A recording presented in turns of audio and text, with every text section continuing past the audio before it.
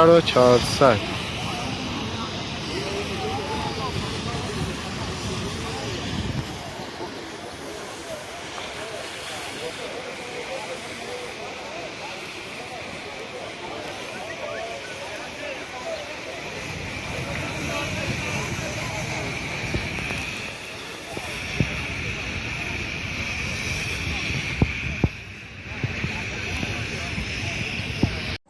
درود. امروز 1/4 پروژه بیتبرند بهبهان شرکت سازپاد پیمونکاری شالود شایان.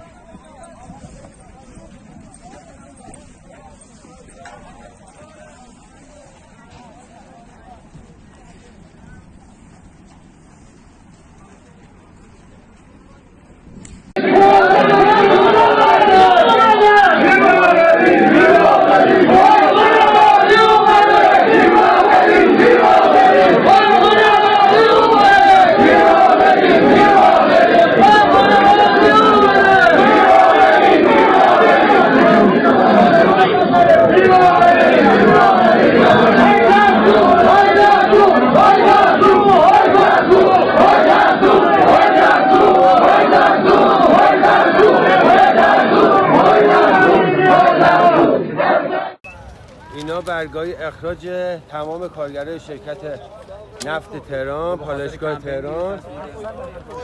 700 تا کارگر رو دارن اخراج میکنن. امروز تاریخ اومدین ما اعتراض کردیم نسبت به حقوقامون. این برگار دادن دست ما واسه تصفیه، همه رو دارن اخراج میکنن. ما از سمت ملت، دولت، یکی بیاد ما رو حمایت کنه. همه کارگریم، یکی بیاد ما رو حمایت کنه. برگ اخراج